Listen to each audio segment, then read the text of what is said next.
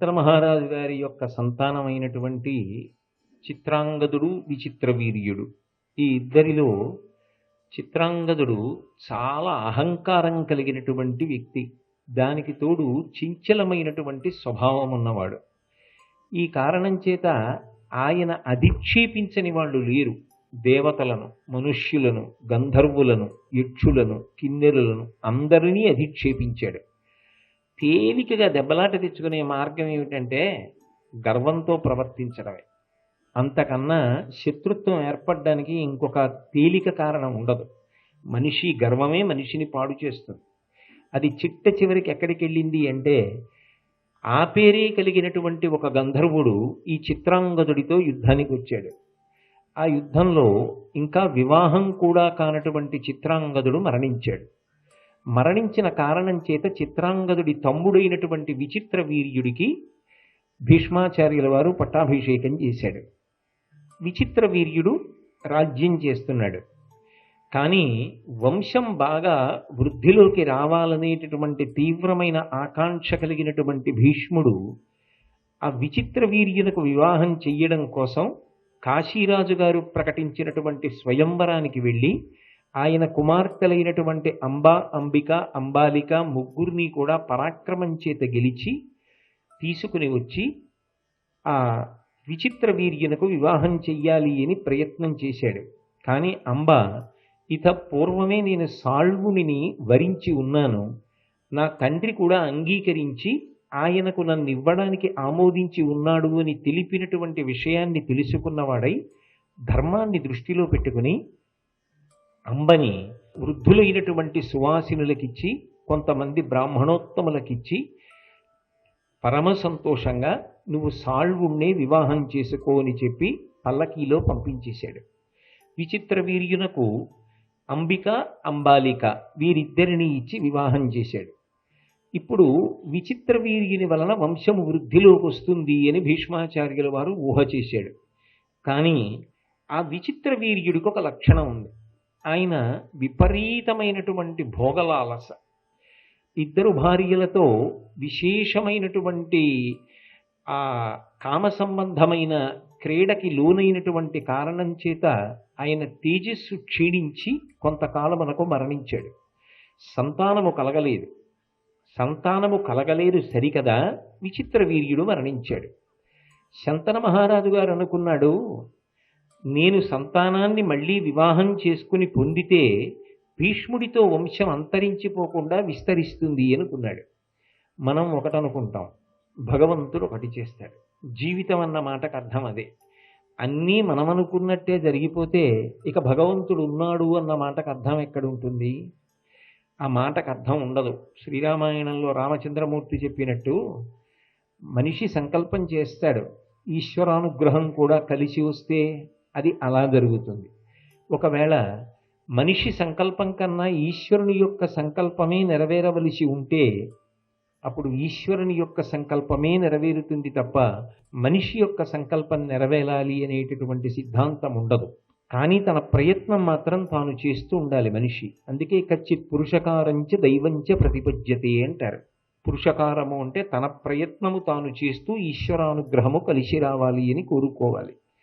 శంతనుడు తన ప్రయత్నం తాను చేశాడు, కానీ చిత్రాంగదుడి వివాహం కాకుండా యుద్ధంలో మరణించాడు. విచిత్ర వీర్యుడికి వివాహమై ఇద్దరు భార్యలున్నప్పటికీ కూడా సంతానాన్ని పొందకుండానే మరణించాడు. భీష్ముడికి సంతానం కలిగే అవకాశం లేదు, శపథం చేసి ఉన్నాడు. ఏ సత్యవతీదేవిని తన తండ్రి అయినటువంటి శంతన మహారాజు గారికి ఇచ్చి వివాహం చేయడం కోసం ఇంత భీష్మించాడో, ఇంత గొప్ప ప్రతిజ్ఞ చేశాడో, ఆ సత్యవతీదేవియే తల్లి స్థానంలో ఉండి భీష్ముని వద్దకు వచ్చి కొన్ని విషయాలు మాట్లాడింది. ఏది మాట్లాడినా ధర్మమే మాట్లాడతారు వాళ్ళు. కాబట్టి ఆవిడంది, శంతను సంతానంబును సంతత కీర్తియును పిండ సత్కృతియును అత్యంత మహీభారమును పరంతపానీయందు చిరతరంబై నిలిచెను. ఓ భీష్మ, నీ యొక్క భుజస్కంధముల మీద ఇవాళ ఎన్నో కర్తవ్యాలున్నాయి. ఎందుకనంటే నీ తండ్రి అయిన శంతన మహారాజు గారు శరీరత్యాగం చేశాడు. నీ సోదరులైనటువంటి చిత్రాంగద విచిత్ర వీర్యులు వెళ్ళిపోయారు. వాళ్ళకి సంతానం లేదు. ఇప్పుడు శంతను సంతానంబును, శంతన మహారాజు సంతానం ఉండాలి, సంతానం ఉండాలి, వంశం విస్తరించాలి, వంశం విస్తరించాలని అంత కోరుకున్నాడు. ఆయన కోరిక తీరాలన్నా సంతత కీర్తియును, ఈ ఆచంద్రతారార్కంగా వంశం వర్ధిల్లి హస్తినాపుర రాజధానిగా ఈ సామ్రాజ్యము ఈ వంశము చేత పరిపాలింపబడింది అన్న కీర్తి నిలబడాలి అన్న పిండ సత్కృతియును, శరీరాన్ని విడిచిపెట్టేసిన వాళ్ళకి వాళ్ళ కడుపున పుట్టినటువంటి వాళ్ళు ఆ పిండ ప్రదానం చేసి వాళ్ళకి జరగవలసినటువంటి అంత్యేష్టిక్రియ జరిపి వాళ్ళు శరీరం వదిలిపెట్టినటువంటి తిథి సంవత్సరంలో ఎప్పుడు వస్తుందో అప్పుడు పిండ ప్రదానం చేస్తూ శ్రాద్ధాది కర్మలు జరగాలి అంటే అత్యంత మహీభారమును. ఈ భూమిని పరిపాలించడం అంత తేలికైన విషయం కాదు. శత్రురాజుల యొక్క దాడులను తట్టుకుని ఈ భూమిని అంతటినీ కూడా పదిలంగా కాపాడాలి. అలా కాపాడాలి అంటే విశేషమైనటువంటి శౌర్య పరాక్రమములు ఉండాలి. అవి నీయందే ఉన్నాయి. పరంతప, పరంతప అంటే శత్రువులను శోషింపచేయగలిగిన వాడా, నీ యందు చిరతరంబై నిలచన్, అవి విశేషముగా నీయందు మాత్రమే ఉన్నాయి. కాబట్టి ఇప్పుడు నీ తండ్రి యొక్క కోరిక తీరాలన్నా, ఈ వంశం నిలబడాలి అన్నా, వెళ్ళిపోయిన వాళ్ళకి పిండ ప్రదానాలు జరగాలి అన్నా, ఆచంద్రతారార్కం ఈ రాజ్యం ఇలా పరిపాలింపబడుతూ ప్రజలందరూ క్షేమంగా సంతోషంగా ఉండాలి అన్న అది నీ చేతుల్లోనే ఉంది. జననుత సర్వధర్మములు సర్వజగత్ పరివర్తన క్రమంబును, మరి సర్వవంశములు పుట్టిన మార్గము నీవ నిక్కువంబనగా ఎరుంగుదువు. ఉన్నత గుణాఢ్యుడవున్ భరతాన్వయావలంబనుడవు నీవ, నిన్నొకడు పంచదచేయుము మత్ప్రియంబుగన్. ఆవిడ సత్యవతీదేవి భీష్ముడితో మాట్లాడుతూ కొనసాగింపుగా మాట్లాడుతోంది. జననుత సర్వధర్మములు, జనులు అందరి చేత ఆదరింపబడి కొనియాడబడినటువంటి ధర్మములు ఏ ఉన్నాయో అవన్నీ నీకు తెలుసు. సర్వజగత్ పరివర్తన క్రమంబును, ఈ ప్రపంచం ఎన్ని రకాలైనటువంటి మార్పులను పొందిందో, ఎన్ని వంశాలు పరిపాలించాయో, ఎటువంటి మార్పులు వచ్చాయో అన్నీ కూడా నీకు తెలుసు. భరతాన్వయావలంబనుడవు నీవా, భరతుడు వంశకర్తగా ఈ వంశాన్నంతటినీ కూడా విస్తరింపచేశాడు. అటువంటి గొప్ప వంశము వృద్ధిలోకి రావడం ఇవాళ నీ మీద ఆధారపడి ఉంది.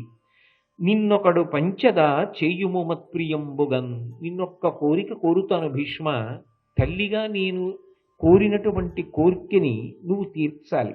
నా ఆదేశంగా స్వీకరిస్తావో, తల్లి యొక్క కోరికగా భావిస్తావో, కానీ నా కోరికని మాత్రం నువ్వు తీర్చవలసి ఉంటుంది. ఇక కురువంశంబున నీ ఒక్కరుడవయున్నవాడవు, ఉర్వీరాజ్యం వెక్కటి చేకొని తేజము దిక్కుల వెలిగింపు సంతతయు బడయు ముగిన్. ఇవాళ ఈ కురువంశానికి అంతటికీ కూడా మిగిలినటువంటి వాడివి నువ్వు ఒక్కడివి. కాబట్టి నువ్వు ఇప్పుడు మళ్ళీ పెళ్లి చేసుకో, పెళ్లి చేసుకుని సంతానాన్ని కను. అలాగే ఈ రాజ్యభారాన్నంతటినీ కూడా నువ్వు స్వీకరించు. భీష్మ, ఒక్క విషయాన్ని బాగా ఆలోచించు. చతుర్ముఖ బ్రహ్మగారు సృష్టిని ప్రారంభం చేశాడు. ఆ సృష్టిని ప్రారంభం చేసినప్పుడు ఈ వంశం ప్రారంభమైంది. ప్రారంభమై నిరంతరంగా అలా కొనసాగుతూ వస్తోంది. ఇవాళ నువ్వు ఈ వంశ విస్తరణ నిర్వహించకపోతే, రాజ్యభారాన్ని స్వీకరించకపోతే ఇక్కడతో ఇది అంతరించిపోతుంది.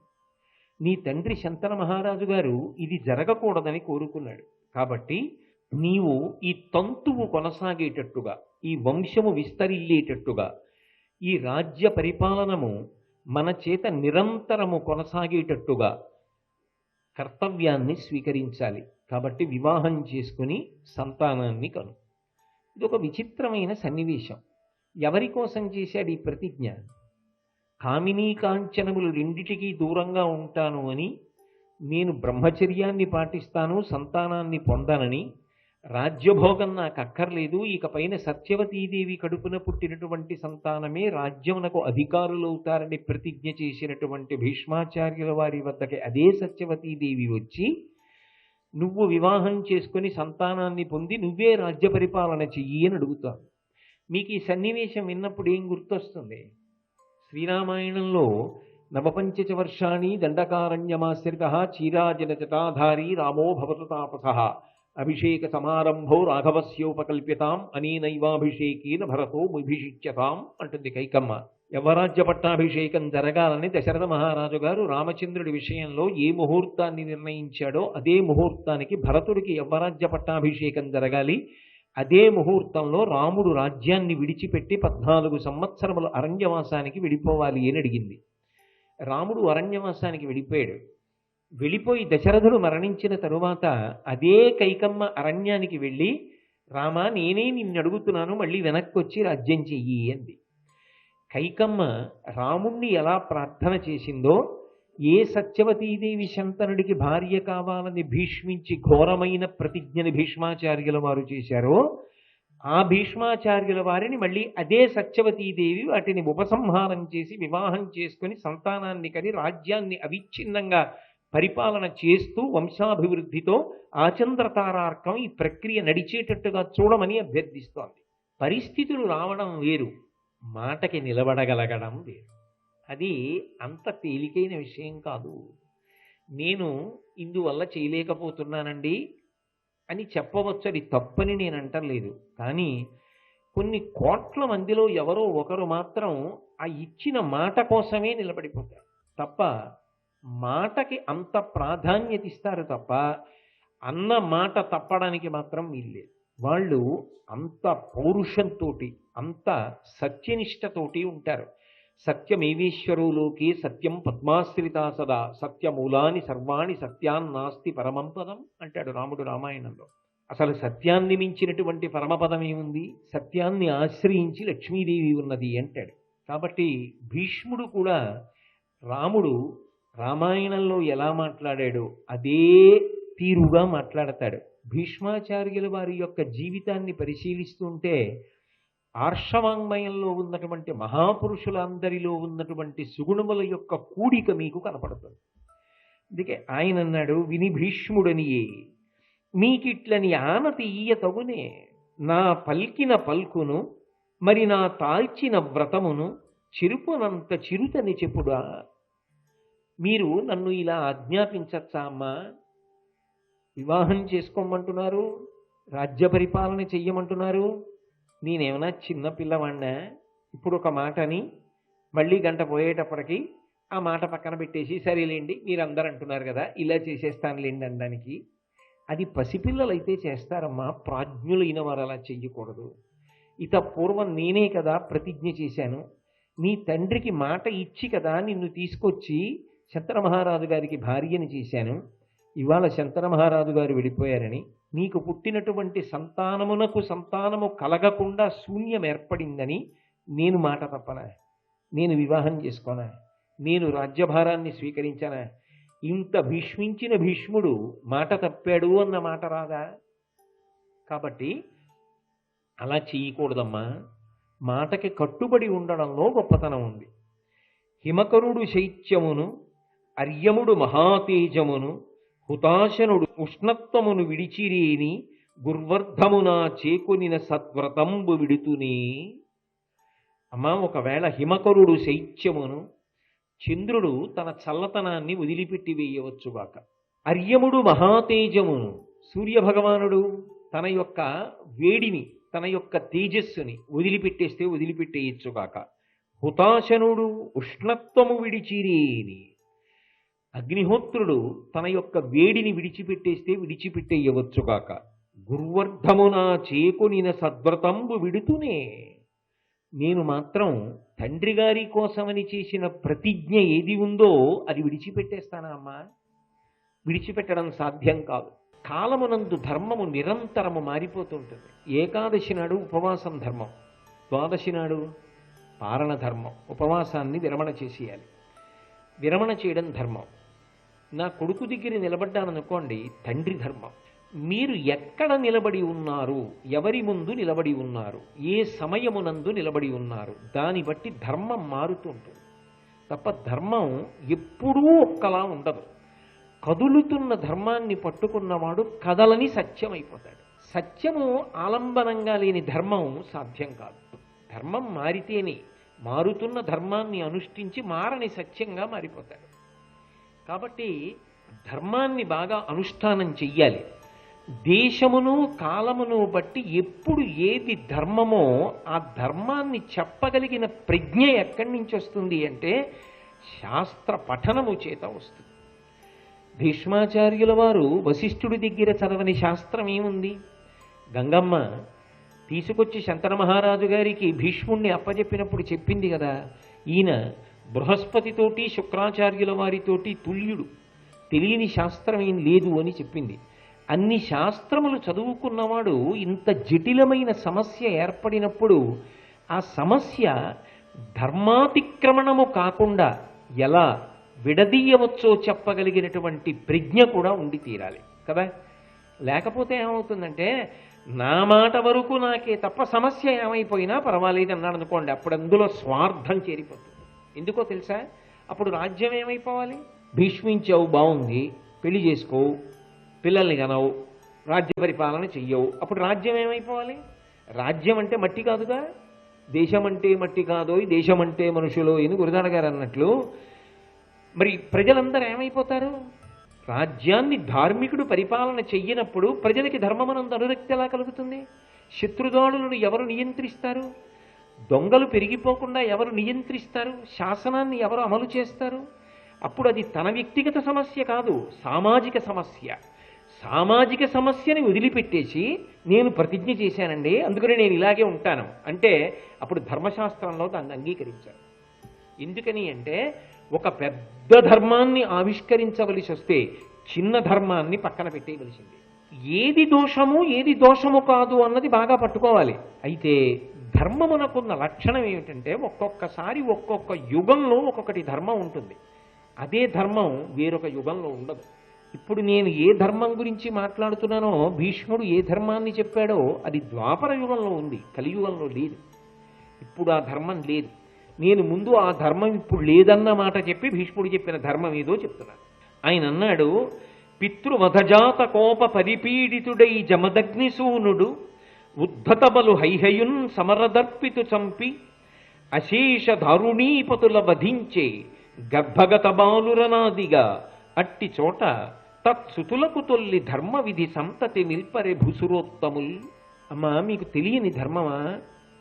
ఒకానొకప్పుడు పరశురాముడు అవతార స్వీకారం చేసినప్పుడు ఆయన ఎక్కడికో వెళ్ళగా చూసి ఆయన తండ్రి అయినటువంటి జమదగ్నిని చంపేశాడు క్షత్రియుడు, కర్తవీర్యార్జునుడు. ఆయన క్షత్రియుల మీద పగపట్టాడు. ఇంత అహంకారమా క్షత్రియులకి?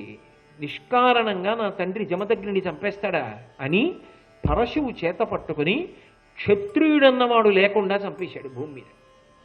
ఆ చంపేసినప్పుడు ఏం చేశాడంటే ఎవరైనా స్త్రీ గర్భంలో శిశువు ఉంటే ఆ గర్భాల్లో ఉన్న వాళ్ళని కూడా చంపాడు. అంత ఆక్రోషంతో చంపాడు. అది అవతారం కాదా అంటే అవతారమే, దాన్ని ఆవేశావతారం అంటారు. ఒక్కొక్కసారి అంత ఆవేశంతో ఉంటుంది అవతారం. అంత రక్తపాతం చేశాడు, అంతమంది క్షత్రియుల్ని దునుమాడాడు పరశురాముడు. ఇంత అహంకారమా? మిమ్మల్ని రాజ్య పరిపాలన చెయ్యండిరా ధర్మంతో అంటే మీరు అంతఃపురాల్లో ఉండి భోగాలు అనుభవించి నిర్దాక్షిణ్యంగా నిష్కారణంగా ఎక్కడో ఉండి ఎవరో తపస్సు చేసుకుంటున్న వాళ్ళని చంపేస్తారా? అసలు మీ జాతిని అంతరింపచేసేస్తే తప్ప మీకు బుద్ధి రాదని ఆయన పరశువు పట్టుకు చంపేశాడు. అప్పుడు క్షత్రియులకు వంశాలు అంతరించిపోయి అప్పుడు ఏం చెయ్యాలని అడిగారు. అప్పుడున్న ధర్మం వేరొకటి ఉంది. వంశములు నిలబడాలి అంటే భర్తలందరూ మరణించారు క్షత్రియులు. అప్పుడు కామమోహితుడు కాకుండా, కామమునకు వశపడకుండా కేవలం ఉపకార ధోరణిలో అవతల వారి వంశాన్ని నిలబెట్టడం కోసం శాస్త్రప్రవీణుడై మహావిద్వాంసులై భక్తులైనటువంటి బ్రాహ్మణుల యొక్క తేజస్సుల వలన క్షత్రియులు మళ్ళీ గర్భవతులై ఆ క్షత్రియుల భార్యలు సంతానమును కన్నారు. అమ్మాది ఇప్పటికీ ధర్మమే. ఎప్పుడు? నేను చెప్తున్నది ద్వాపర యుగంలో, కలియుగంలో కాదు, మళ్ళీ చెప్తున్నా. కాబట్టి ద్వాపర యుగం వరకు ఆ ధర్మం ఉంది. అందుకు చెప్తున్నాడు భీష్ముడు, ఆ ధర్మం ఉన్నదమ్మా. కాబట్టి నన్ను పెళ్లి చేసుకోమని నా ప్రతిజ్ఞని పక్కన పెట్టమని చెప్పక్కర్లేదు. విచిత్రవీర్యుని భార్యలు ఉన్నారు కదా, అంబిక, అంబాలిక, అంబికా అంబాలికలు విచిత్ర వీర్య క్షేత్రములు కనుక ఈ పద్ధతిని నియోగించి కామమోహితుడు కానివాడు, మహావిద్వాంసుడు, కామమును జయించినవాడు, ఇంద్రియలౌల్యము లేనివాడు, సర్వశాస్త్ర పారంగతుడు, బ్రహ్మము వంటివాడు ఎవరుంటాడో, కేవలము ఉపకార బుద్ధితో మాత్రమే సంతానమును ఎవరు అనుగ్రహించగలడో అటువంటి వాణ్ణి పిలిపించి ఆయన తేజస్సు వలన విచిత్ర వీర్య క్షేత్రముల యందు సంతానమును పొంది ఈ వంశము వృద్ధిలోకి వచ్చేటట్టుగా మీరు ప్రణాళికా నిర్మాణం చెయ్యండి. అలా ఎవరున్నారు అంటారేమో, ఉన్నారు. కావున నియతాత్ము జగత్పావను ధర్మస్వరూపు బ్రాహ్మణున్ బడయంగావలయున్ వాడు సంతతి కావించు విచిత్ర వీర్యక క్షేత్రములన్. అమ్మ, పరమధర్మాత్ముడు, జగత్తునంతటినీ పావనం చెయ్యగలిగినటువంటి వాడు, అంతటి మహాభక్తి తత్పరుడు, అంతటి పరమధర్మాత్ముడు, సమస్త శాస్త్రములు తెలిసిన్నవాడెవరు ఉంటాడో అటువంటి వాడు తన దగ్గర ఉన్నది ఇతరులకు ఉపకారము కొరకిచ్చినట్టు తన తేజస్సుని ప్రదానం చేస్తాడు. దాని కారణం చేత వాళ్ళిద్దరూ గర్భవతులై వంశాన్ని నిలబెడతారు. అది ఈ యుగంలో, ఈ కాలములో ధర్మం అంగీకరించినటువంటి సిద్ధాంతం. కాబట్టి మీరు ఆ మార్గంలో వంశము నిలబడేటట్టుగా చూడండి. అన్ని తలుపులు మూసుకుపోతే కదా నేను సమాజం గురించి ఆలోచించాలి. మార్గం ఉండగా నేను మాట ఎందుకు తప్పడం అమ్మా? ఆలోచించండి. భీష్ముడు చెప్పినది శాస్త్ర సమ్మతమే. ఆ యుగమునందు ఆ ధర్మం ఉన్నది. కాబట్టి భీష్ముణ్ణి ఒత్తిడి చేయడం దోషం అని ఆమె వ్యాసభగవానుణ్ణి స్మరించి వ్యాసుణ్ణి పిలిపించి వ్యాసభగవానుని యొక్క అనుగ్రహం చేత అంబిక యందు ధృతరాష్ట్రుడు, అంబాలిక యందు పాండురాజు, అలాగే అంబిక యొక్క దాసి యందు విదురుడు జన్మించారు. ఈ ముగ్గురు కూడా వ్యాసుని యొక్క అనుగ్రహ విశేషంగా జన్మించారు. దాని వలన కురువంశము నిలబడింది. సత్యవతీదేవి సంతోషించింది. సరే, ఈ పిల్లలు పెద్దవాళ్ళు అవుతున్నారు. ఆవిడ ఏది ప్రధానంగా కోరిందో ఆ మాట నిలబడిందిగా. భీష్ముడు మాట తప్పవలసినటువంటి అవసరం పక్కకి వెళ్ళిపోయిందిగా. అంటే నిజానికి అవతల వాళ్ళకి ఈ విషయాలు తెలియవు కదా అని లోపల కాంక్ష ఉంటే రాజ్యాన్ని పొందవచ్చు, పెళ్లి చేసుకోవచ్చు. కానీ చేసినటువంటి ప్రతిజ్ఞ మీద ఆయనకి ఎంత విశ్వాసమో, ఎంత గౌరవమో చూడండి. ఆ మాటకే కట్టుబడ్డాడంతే. అటువంటి మహాపురుషులు ప్రపంచ చరిత్రలో ఎంతమంది ఉంటారు? అంతటి గొప్పవాడు భీష్ముడంటే. కాబట్టి ఆ వంశం అలా వృద్ధిలోకి వస్తోంది. సత్యవతీదేవి సంతోషంగా ఉంది. కొంతసేపు ఆ కథని పక్కన పెట్టండి. ఎందుకని అంటే దీనికి ముందు ఒక మలుపు ఉంది. అంబ జీవితం ఉంది. మరి అంబని తీసుకొచ్చిన తర్వాత పంపించాడు కదా భీష్మాచార్యుల వారు సాళ్వుడి దగ్గరికి. కాశీరాజు కుమార్తెలు అంబా, అంబిక, అంబాలికని తీసుకొచ్చి అంబికా అంబాలికని విచిత్ర వీర్యుడికి ఇచ్చి వివాహం చేసి అంబని సాళ్వుడినే వివాహం చేసుకో అని చెప్పి పుణ్యాంగనలను విప్రులను ఇచ్చి చాలా మర్యాదతో పంపించేశాడు. ఇప్పుడు ఆ అంబ జీవితం ఏమైంది అన్నది నిజానికి ఆదిపర్వంలోనిది కాదు. కానీ చాలా దూరం భీష్ముడి జీవితం ముందుకి చెప్పిన తరువాత ఇది చెప్పవలసి ఉంటుంది. ఎందుకంటే కథాక్రమంలో భారతంలో అలా వస్తుంది. ఉద్యోగ పర్వంలో చెప్తాడు దుర్యోధనుడితోటి. కానీ మీ సౌకర్యం కోసం మహాభారతంలో భీష్ముడు అన్న శీర్షికతో నేను మాట్లాడుతున్నాను కాబట్టి పక్కనే వెళ్ళిన అంబ ఏమైంది అన్నది ఇప్పుడే మాట్లాడితే మీకు సౌలభ్యంగా అర్థం చేసుకోవడానికి వీలుంటుంది అన్న ఉద్దేశ్యంతో నేను అంబ వైపు నుంచి వచ్చినటువంటి మలుపుల గురించి ప్రస్తావన చేసే ప్రయత్నం చేస్తున్నాను. భీష్మాచార్యుల వారి చేత పంపబడినటువంటి అంబ సాళ్వుడి దగ్గరికి వెళ్ళింది. వెళ్ళి ఆ సాళ్వుడిని చూసి ఆమె ఒక మాట అంది. అంబయు అట సాల్వుని కడకొంబోయినతడు భీష్ముని కొనిపోయిన దానిం పరచుం గైకొన ధర్మంబే కన్యాత్మ మెడలె మగువా నీకున్. ఎంత గొప్పవాణ్ణి మనసిచ్చిందో చూడండి. ఆయన అన్నాడు, అసలు నా దగ్గరికి ఎందుకు వచ్చావు నువ్వు అని అడిగాడు. అడిగి, నిన్ను భీష్ముడు కదా తీసుకుపోయాడు యుద్ధంలో గెలిచి, నేను కూడా భీష్ముని చేతిలో ఓడిపోయాను కదా. నేను ఎప్పుడైతే భీష్ముడి చేతిలో ఓడిపోయానో అప్పుడే నువ్వు భీష్ముడికి చెందిన వస్తువు అయిపోయావు. నువ్వు భీష్ముడికి చెందిన దానవు. ఏది చేసుకున్నా భీష్ముడి ఇష్టం. తన దగ్గరికి పంపించడం తప్పుట. ఎందుకు తప్పు అంటే ఆయన అన్నాడు, పరచుం గైకొన ధర్మంబే, నువ్వు దుష్టురాలివి, మనసు నాకిచ్చావు, భీష్ముడితో వెళ్ళిపోయావు, ఏదో కారణానికి మళ్ళీ ఇక్కడికి వచ్చావు. అంటే ఆయన ఉద్దేశం ఏంటంటే బహుశా నీకు విచిత్ర వీర్యుడితో వివాహం ఇష్టపడి ఉండదు, అందుకని ఇక్కడికి వచ్చావు. అంటే ఇంతకన్నా సభలో నేను చెప్పడం బాగుండదు. ఎంత అసహ్యంగా మాట్లాడచ్చో అంత అసహ్యంగానూ మాట్లాడాడు. పోనీ అక్కడతో ఊరుకున్న బాగుండేది. ఆయన అన్నాడు, కన్యాత్వమెడల మగువా నీకున్, అసలు నీ ఎందు కన్యాత్వమే లేదు, నువ్వు వేరొకరికి ఇల్లాలి అయిపోయినట్టే. ఇంకా నాకిల్లాలి ఎలా అవుతావో, ఎందుకు వచ్చావు ఇక్కడికి? ఏ పురుషుడైనా కన్యని స్వీకరిస్తాడు, నువ్వు కన్యవా? భీష్ముని చేత గెలవబడిన దానివి, భీష్ముడు ఎలా నియోగిస్తే అలా, కాబట్టి నువ్వు వేరొకరి ఇల్లాలి కిందే లెక్క. ఆవిడేమంది, నేను సాళ్వుడు ఇల్లాలి కింద లెక్క అంది భీష్ముడితో. ఇప్పుడు సాళ్వుడు ఏమంటున్నాడు, నువ్వు భీష్ముడు ఎవరికి చెప్తే వాళ్ళకి ఇల్లాలి కింద లెక్క, నువ్వు భీష్ముడికి చెందిన దానవు, నాకు చెందిన దానవు కావు, కాబట్టి నువ్వు ఇక్కడ ఉండడానికి వీల్లేదు, నేను నిన్ను స్వీకరించాను. శ్రీ ఉమామహేశ్వర పరబ్రహ్మార్పణమస్తు. స్వస్తి.